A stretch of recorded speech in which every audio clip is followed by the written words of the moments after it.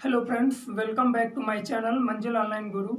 आज की इस वीडियो में हम लोग पढ़ेंगे, कल की क्लास को कंटिन्यू करेंगे। तो कल की क्लास में हम लोगों ने पढ़ा था सौरमंडल, और सौरमंडल का पार्ट 1 में हमने देखा था कि हमने आंतरिक ग्रहों के विषय में पढ़ लिया था। इसके साथ ही सूरज के विषय में भी हमने पढ़ा था। तो आंतरिक ग्रह कौन कौन से होते हैं, फिर से हम आपको फिगर के थ्रू सारे ग्रहों के नेम बताएंगे, उसके बाद में आगे स्टार्ट करेंगे।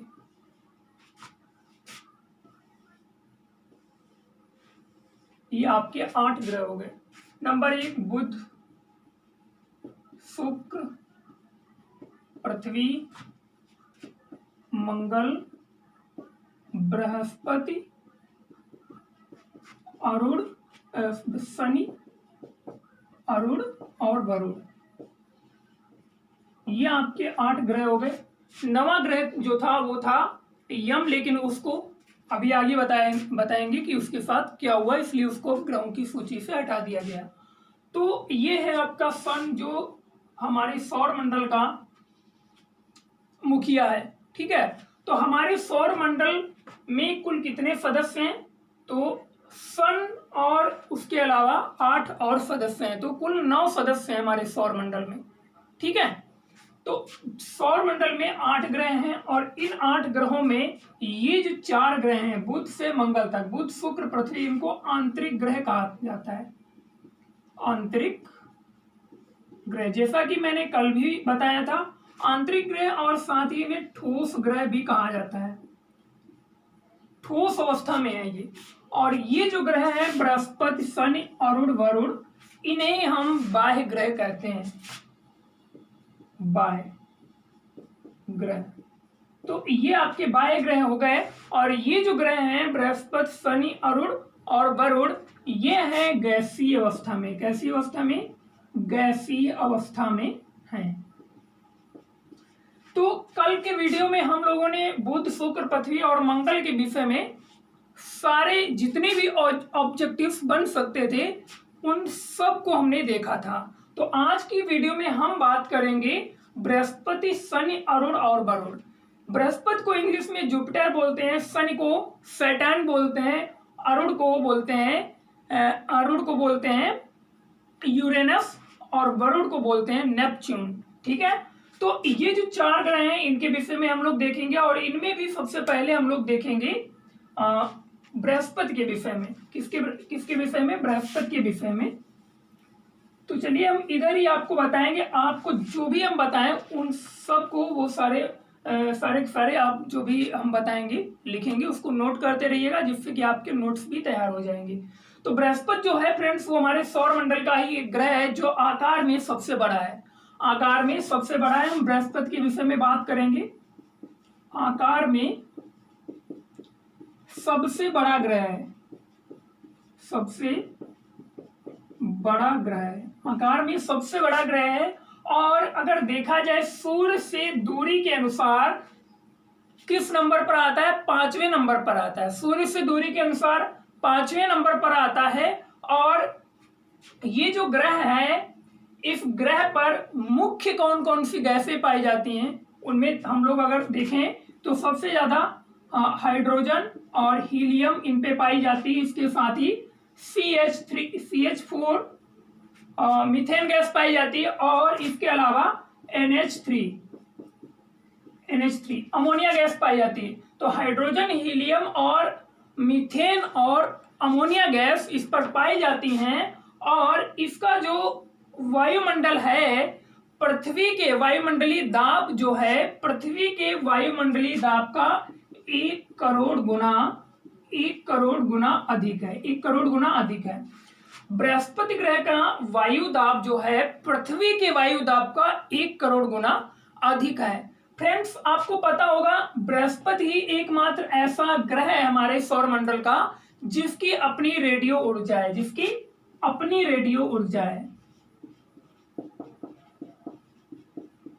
रेडियो ऊर्जा है, जिस कारण इसे हम जिस कारण ये जो ग्रह है इसको हम तारा और ग्रह दोनों की संज्ञा देते हैं। बृहस्पति ग्रह जो है इसको हम तारा और ग्रह दोनों की संज्ञा देते हैं। तारा और ग्रह दोनों की संख्या दी जाती है। इसके साथ ही बृहस्पति ग्रह को हम लघु सौर तंत्र भी कहा जाता है, लघु सौर तंत्र भी कहते हैं। तो बृहस्पति ग्रह के विषय में वैज्ञानिक ये भी मानते हैं कि आने वाले समय में, भविष्य में इसको हम सूरज के रूप में बदल सकते हैं, सूरज के रूप में ये कार्य कर सकता है। तो ऐसा अनुमान लगा रहे हैं वैज्ञानिक लोग, ठीक है। इसके साथ ही बृहस्पति के सबसे ज्यादा उपग्रह हैं, बृहस्पति के सबसे ज्यादा उपग्रह 67 उपग्रह हैं, जिनमें से गैनीमीड सबसे बड़ा उपग्रह है, जिनमें से गैनीमीड जो है फ्रेंड्स वो सबसे बड़ा उपग्रह है। और गैनीमीड केवल बृहस्पति का ही नहीं बल्कि हमारा जो सौर मंडल है, इस सौर मंडल का सबसे बड़ा उपग्रह है। तो यहां तक समझ में आया आपको, बृहस्पति के विषय में हमने बताया। अब हम लोग बात करेंगे शनि के विषय में। तो बृहस्पति के विषय में इतनी जानकारी थी जो इनसे ही क्वेश्चन पूछा जाता है एग्जाम में।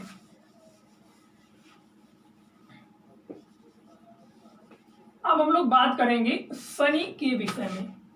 शनि ग्रह जो फ्रेंड्स है, आकार में दूसरा बड़ा ग्रह है, आकार में बृहस्पति के बाद आकार में दूसरा बड़ा ग्रह है, दूसरा बड़ा ग्रह बृहस्पति के बाद में आकार में दूसरा बड़ा ग्रह है। और इस ग्रह की एक विशेषता है, वो ये है कि ये जो ग्रह है इसके चारों ओर 7 वलय पाए जाते हैं।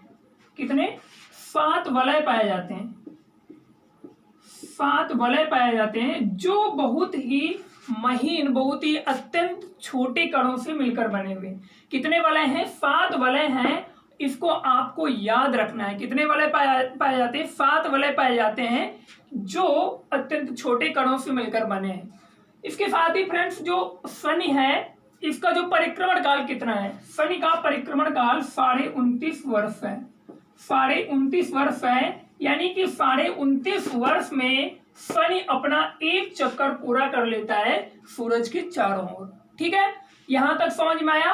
अब बात करेंगे, इस ग्रह को कुछ और भी नेम दिए गए हैं, जैसे कि शनि को हम गैसों का गोला भी कहा जाता है, गैसों का गोला कहा जाता है, गैसों का गोला या फिर गैलेक्सी समान ग्रह कहा जाता है, गैलेक्सी समान ग्रह भी कहते हैं, गैलेक्सी समान ग्रह भी कहते हैं। इसके साथ ही शनि पर जो मुख्य गैसें पाई जाती हैं वो कौन कौन सी है फ्रेंड्स, हम आपको बता दें, फिर से बता देना चाहते हैं। ये यहाँ पर क्षुद्र ग्रह की पट्टी है और इसके इधर के जितने भी ग्रह हैं राइट साइड के, ये सारे के सारे गैसीय अवस्था में हैं।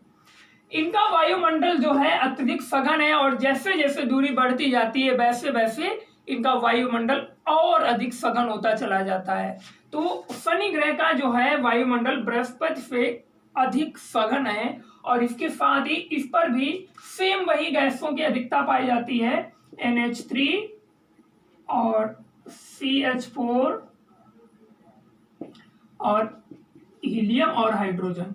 ठीक है, तो हाइड्रोजन, हीलियम, मीथेन और अमोनिया, ये इस पर पाई जाने वाली प्रमुख गैसें हैं। अगर इसके उपग्रहों की बात की जाए, शनि ग्रह के उपग्रहों की बात की जाए, तो इसके उपग्रह कुल कितने हैं? कुल 62 उपग्रह हैं। तो सबसे ज्यादा उपग्रह बृहस्पति ग्रह के हैं। ये नहीं पूछा जाएगा कि इसके कितने उपग्रह हैं, नहीं पूछा जाएगा।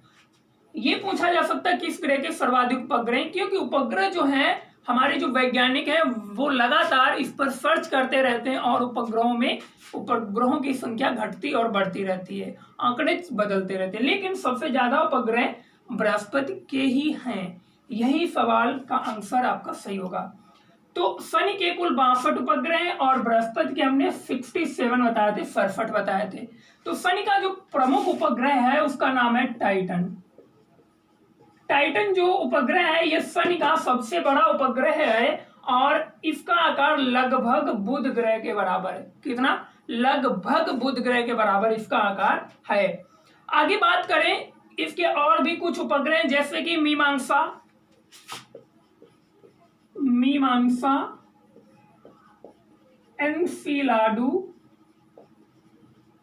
एनसीलाडू और टेथिस, डियान, रिया, हाइपेरियन, फोबे। फिर से एक बार बोल रहे हैं नेम, मीमांसा, एनफिलाडो, टेथिस, डियान, रिया, हाइपेरियन और फोबे, ये और भी इसके उपग्रह हैं। इसके साथ ही शनि एक ऐसा शनि अंतिम ग्रह है जिसको हम अपनी आंखों से देख सकते हैं, क्योंकि फिर दूरी बहुत ही अधिक होती जाती है और शनि के बाद के जो ग्रह हैं अरुण वरुण, उनको हम अपनी नंगी आंखों से नहीं देख सकते हैं। शनि अंतिम ग्रह है जिसको हम अपनी आंखों से देख सकते हैं। उसके बाद में ये जो ग्रह हैं इनको हम अपनी आंखों से देख सकते हैं, लेकिन दूरदर्शी की सहायता लेते हैं, दूरबीन की सहायता लेते हैं। चलिए आगे बढ़ते हैं।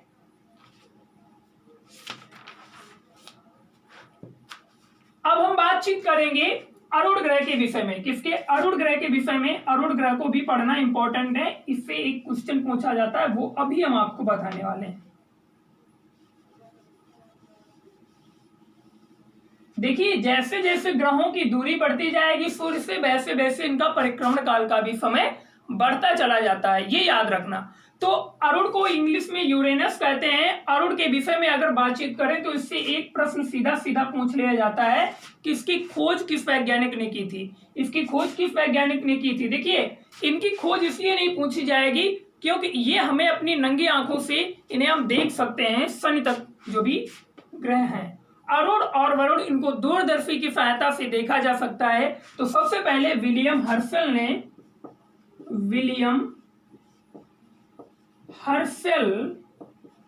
1781 ईस्वी में, कब?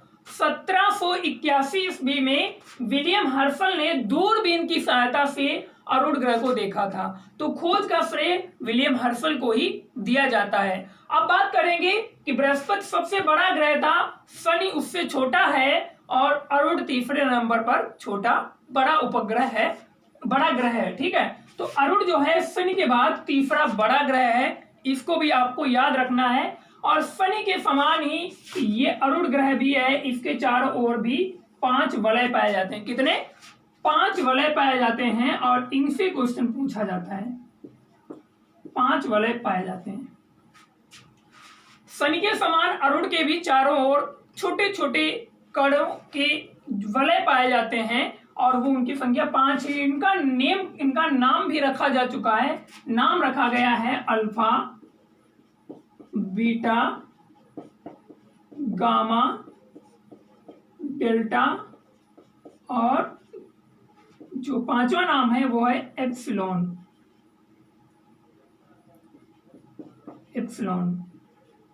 तो ये 5 जो हैं ये वलय पाए जाते हैं। अरुण ग्रह पर भी वलय पाए जाते हैं। तो अरुण ग्रह की बात करें तो उससे पहले हम शुक्र को जब हमने आपको बताया था तो उसमें हमने अरुण का भी जिक्र किया था। अरुण ग्रह जो है, अरुण और शुक्र, ये 2 ऐसे ग्रह हैं जो अन्य ग्रहों की तुलना में विपरीत चक्कर लगाते हैं सूर्य का। यानी कि सारे के सारे ग्रह पश्चिम से पूर्व दिशा की ओर चक्कर लगाते हैं सूरज का, लेकिन शुक्र और अरुण 2 ऐसे ग्रह हैं जो पूर्व से पश्चिम की दिशा में चक्कर लगाते हैं। तो इस पर सूर्योदय अरुण ग्रह पर किस साइड में होगा? पश्चिम दिशा में होगा और सूर्यास्त पूर्व दिशा में होगा। यहां तक बातें समझ में आई हो तो बताइए आप कमेंट बॉक्स में। ठीक है, चलिए आगे बढ़ते हैं। ये जो अरुण ग्रह है, इस ग्रह को, इसका जो अक्षीय झुकाव है वो अत्यधिक होने के कारण, वो काफी अधिक है, अत्यधिक झुकाव होने के कारण इसको हम संज्ञा देते हैं लेटे हुए ग्रह की। लेटा हुआ ग्रह की संज्ञा देते हैं। लेटा हुआ ग्रह इसको हम कहते हैं। इसके साथ ही इसका रंग अगर देखा जाए तो ये किस रंग का दिखता है? तो ये हरे रंग का दिखता है, हरा रंग का दिखता है ये। तो एक ट्रिक थी कि हम है नीले, पति है पीले, शुक्र बहन चमकीली है। और इसके आगे लाइन है वो ये है कि एक लाइन में भूल रहा हूं, उसके बाद में है लेटा अरुण हरियाली है। लेटा अरुण हरियाली है यानी कि अरुण कैसा है? हरा है और लेटा हुआ है। हम है नीले यानी कि हम पृथ्वी पर रहते हैं, पृथ्वी नीली है। हम है नीले, पति है पीले यानी कि बृहस्पति, तो बृहस्पति पीले। हम है नीले, पति है पीले, शुक्र बहन चमकीली है। लाल है मंगल, लाल है मंगल, शनि है पीला, शुक्र लेटा अरुण हरियाली है। तो इस प्रकार से आप याद रख सकते हैं काफी कुछ चीजें। तो आगे बढ़ते हैं। अरुण के जो उपग्रह हैं, अरुण के उपग्रह कुल कितने हैं? अरुण के 27 उपग्रह हैं। अरुण के कुल 27 उपग्रह हैं और इसके साथ ही इस पर भी हाइड्रोजन, हीलियम, मीथेन और अमोनिया की अधिकता पाई जाती है। ये 4 गैसें पाई जाती हैं। इसके साथ ही अरुण जो है वो, इसका जो टेम्परेचर है वो भी काफी कम हो जाता है, क्योंकि ये सूरज से काफी दूर स्थित है। इस कारण इसका टेम्परेचर और भी कम होता चला जाता है। आगे बढ़ते हैं। अब हम लोग बात करेंगे वरुण ग्रह के विषय में। तो वरुण हमारे सौर मंडल का अंतिम ग्रह है। वरुण हमारे सौर मंडल का अंतिम ग्रह है, जिसको हम लोग पढ़ेंगे। वरुण की खोज किसने की? तो वरुण ग्रह की खोज की थी जोहान गाले ने। किसने? जोहान गाले ने की थी। वरुण ग्रह की खोज जोहान गाले ने की थी और यह वर्तमान समय में सौर मंडल का अंतिम ग्रह है और ये चौथा बड़ा ग्रह भी है। कैसा? चौथा बड़ा ग्रह भी है। अब बात करते हैं कि इसका परिक्रमण काल कितना है। तो इससे पहले जो अरुण के विषय में हमने देखा, तो इसका परिक्रमण काल 84 वर्ष है। 84 वर्ष। और इसका कितना था? इसका था 29.5 वर्ष। 29.5 वर्ष। और बृहस्पति का परिक्रमण काल है बृहस्पति का परिक्रमण काल है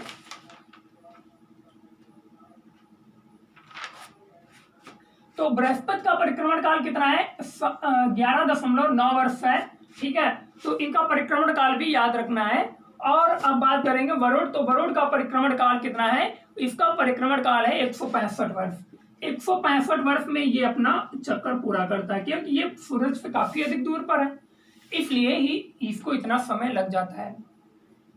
वायुमंडल, इसका जो वरुण का वायुमंडल है वो अत्यधिक सघन है। इस पर भी वही 4 गैसें पाई जाती हैं, हाइड्रोजन, हीलियम और NH3 और CH4। ये प्रमुख रूप से पाई जाती हैं। इसके अलावा और भी कई सारी गैसें हैं जो पाई जाती हैं। इसका जो रंग है वो हल्का पीला सा दिखाई देता है। ये किस कलर का दिखता है? हल्का पीला सा दिखाई देता है। और इसके जो उपग्रह हैं, क्या उपग्रह कितने हैं? तो इसके उपग्रह कुल 13 उपग्रह हैं, जिनमें से ट्रिटॉन और मेरिट प्रमुख हैं। ट्रिटॉन और मेरिट उपग्रह प्रमुख हैं। तो प्रश्न पूछा जा सकता है ट्रिटॉन किसका उपग्रह है? तो आप बता सकते हैं वरुण का है। अब थोड़ी सी बात हम यम के विषय में भी कर लेते हैं। हालांकि मैंने कल भी इसके विषय में, कल की वीडियो में भी चर्चा की थी, तो हम आपको ऐसे ही बता देते हैं कि यम ग्रह अब कहाँ है। तो यम जो था, यम की खोज 1930 में क्लाइड तोम्बाग ने किया था। किसने? 1930 में ये खोजा गया और अत्यधिक ज्यादा दिन तक ये अपने परिवार में रुक नहीं पाया। तो हुआ क्या कि यम जो ग्रह था वो वरुण और अरुण की ग्रह जो कक्षाएं हैं इनमें प्रवेश कर जाता था, जो एक ग्रह के लिए उचित नहीं है। ठीक है, तो इसको अंतरराष्ट्रीय खगोलीय संघ के द्वारा 24 अगस्त 2006 को जो सम्मेलन हुआ था, उसमें लगभग 75 देशों के 2500 वैज्ञानिक शामिल हुए थे। तो उस समय इस ग्रह पर विचार किया गया। तो ये जो इसके लिए आवश्यक शर्तें थी एक ग्रह के लिए, उसमें वो सारी शर्तें पूरी नहीं करता था, जिसके चलते इसको ग्रहों की सूची से निष्कासित कर दिया गया। ठीक है, तो इसकी जो खोज की थी प्लूटो की, यानी यम की, क्लाइड तोम्बाग ने की थी। लेकिन अब वर्तमान समय में इसको हमें नहीं पढ़ना है। हालांकि इसका प्रश्न यहाँ से 24 अगस्त 2006 से पूछा जा सकता है कि किस वर्ष यम को ग्रहों की सूची से निष्कासित किया गया। आइए अब हम थोड़ा देखेंगे मून से संबंधित कुछ शब्द हैं, जैसे कि super moon, blue moon year. ये जो 3 शब्द हैं इनको हम लोग देखेंगे। तो सबसे पहले बात करें ब्लू मून की, सबसे पहले बात करेंगे सुपर मून की। सुपर मून, तो सुपर मून क्या होता है इसके विषय में बात करने के लिए हम फिगर के द्वारा आपको बताएंगे। जब ये है आपका मून महोदय और ये है आपकी अर्थ महोदय। ठीक है, तो जब मून और अर्थ, चंद्रमा और पृथ्वी के बीच न्यूनतम दूरी होती है, जब चंद्रमा और पृथ्वी के बीच में मिनिमम दूरी पाई जाती है, एक समय ऐसा आता है कि ये सबसे नजदीक हो जाते हैं। क्या होता है? सबसे नजदीक हो जाते हैं, तब सुपर मून की घटना घटित होती है। तो जब भी सुपर मून की घटना घटित होती है, उस दिन चंद्रमा जो है ये 15% बड़ा दिखाई देता है।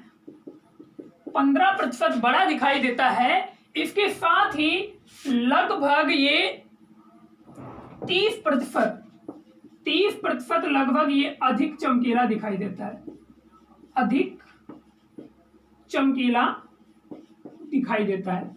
चंद्रमा जो है हमारी पृथ्वी का उपग्रह है, इसलिए इसका अध्ययन कर रहे हैं। तो जब भी सुपर मून की घटना घटित होती है तो 15% अधिक बड़ा दिखाई देता है और लगभग 30% अधिक चमकीला दिखाई देता है, क्योंकि ये पृथ्वी के सबसे नजदीक की स्थिति होती है। जब भी ऐसी घटना घटित होती है तो इसको सुपर मून कहा जाता है, या फिर इसको एक और नाम दिया जाता है पेरिजो फुल मून। पेरिजो फुल मून भी इसे कहा जाता है, पेरिजो फुल मून भी कहा जाता है। ठीक है, 30% अधिक चमकीला दिखाई देता है, 15% अधिक बड़ा दिखाई देता है। ये घटना 27 सितंबर 2015 को घटित हुई थी। कब घटित हुई थी? 27 सितंबर 2015 को घटित हुई थी। अब ये घटना फिर से 25 नवंबर 2034 को घटित होगी। इससे क्वेश्चन पूछा जा सकता है, हालांकि मुश्किल ही पूछा जाए, लेकिन आपको ये डेट 25 नवंबर 2034 याद रखनी है। तो चलिए अब बात कर लेते हैं ब्लू मून की। अब बात करेंगे ब्लू मून की, उसके बाद में कुछ एक दो और इंपॉर्टेंट चीजें हैं वो हम आपको बताएंगे, उसके बाद में क्लास एंड कर देंगे। तो सुपर मून आपका हो गया। अब बात करते हैं blue moon. Blue moon, blue moon की घटना उसे जब तब घटित होती जब एक ही कैलेंडर माह में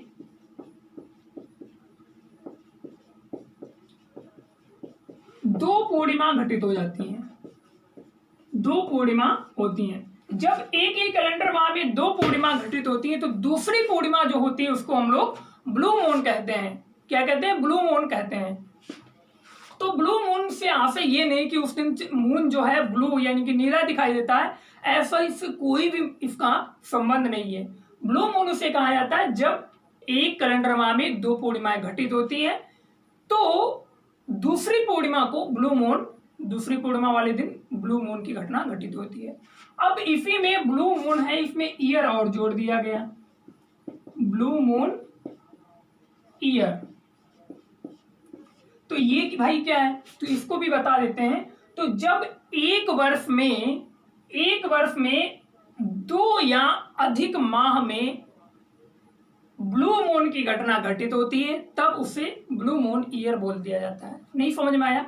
अभी तक केवल एक कैलेंडर माह की बात हो रही थी, अब एक वर्ष में ही एक से अधिक कैलेंडर माह, एक नहीं होना चाहिए, एक से अधिक, दो हो या तीन हो, तो दो या तीन कैलेंडर माह में जब दो पूर्णिमाएं घटित होती हैं यानी कि ब्लू मून की घटना घटित होती है कई बार, तो उस ईयर को ब्लू मून ईयर कहते हैं। अब बात करते हैं चंद्रमा जो है हमारी पृथ्वी का उपग्रह, एकमात्र इकलौता उपग्रह है जिस पर भारत सहित विभिन्न देशों के विभिन्न अंतरिक्ष एजेंसियों के द्वारा समय समय पर अपने मिशन भेजे जाते रहे हैं। जैसा कि अभी हाल ही में भारत के द्वारा चंद्रयान मिशन 2 भेजा गया था, जो हालांकि सफल रहा, काफी हद तक पूर्णतः सफल नहीं हो पाया। इसके साथ ही हम आपको ये बताना चाहते हैं कि 1969 में चंद्रमा ऐसा उपग्रह जिस पर मनुष्य ने अपने कदम पसार दिए हैं।